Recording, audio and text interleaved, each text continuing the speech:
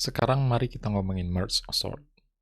Ini adalah algoritma pengurutan data yang terkenal karena efisien, tetapi gampang dicerna dan mudah juga untuk diimplementasikan. Mari kita bahas sama-sama.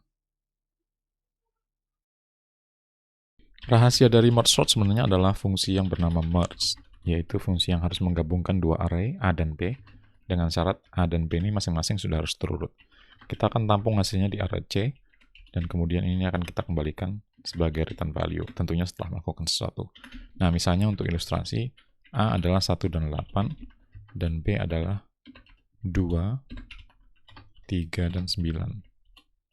Kalau kita cetak nilai penggabungan dua array tersebut dengan menggunakan fungsi merge, tentunya yang kita harapkan adalah 1, 2, 3, 8, dan 9. Bagaimana caranya?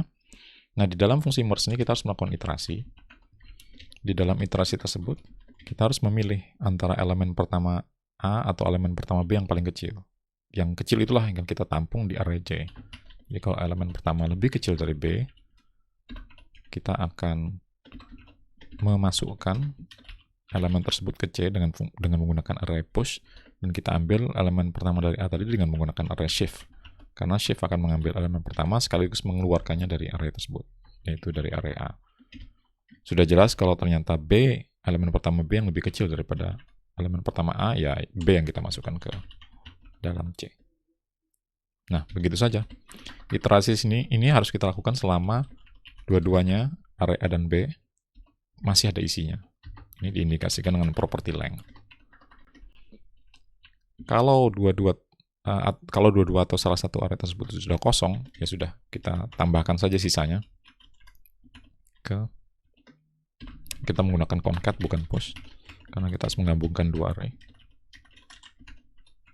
Nah, inilah hasilnya. Kalau kita jalankan, kita akan mendapatkan yang kita harapkan, yaitu 1 dan 8 array A, 2, 3, 9 array B, masing-masing sudah terurut. Kalau kita panggil dengan fungsi merge, semuanya akan terurut, 1, 2, 3, 8, 9. Kalau fungsi merge ini sudah kita buat, maka membuat sort juga tidak terlalu sulit. Misalnya seperti ini ya. Pertama kita melakukan pengecekan. Kalau sort ini jumlah elemennya hanya 1 atau kurang, ya berarti nggak perlu dipapakan kan, sudah pasti, sudah terurutkan. Kalau jumlahnya 2, nah ini harus kita cek lagi. Misalnya elemen pertama sudah lebih kecil daripada elemen kedua, sama, nggak perlu disort lagi, kan itu berarti sudah tersort kan. Tapi kalau sebaliknya, maka kita perlu membuat array baru yang isinya penukaran dua tersebut, jadi elemen kedua duluan baru elemen pertama. Begitu. Kalau lebih dari 2, 3 atau lebih, kita harus pecah menjadi 2 dan kita panggil secara rekursif. Pertama kita bagi menjadi left and right.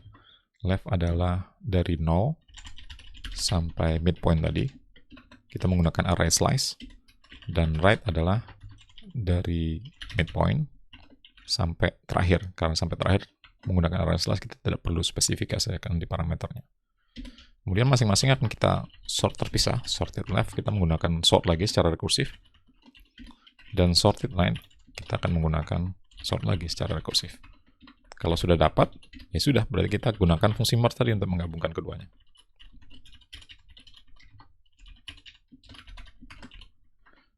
Misalnya kita panggil fungsi sort tadi dengan data seperti ini. Sort misalnya 2, 9, 8, 1, dan 0.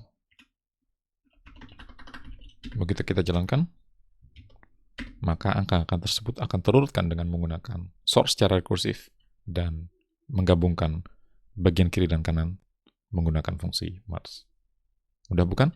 Kalau ada saran dan tanggapan, silakan tulis di kolom komentar. Terima kasih dan sampai jumpa di episode berikutnya.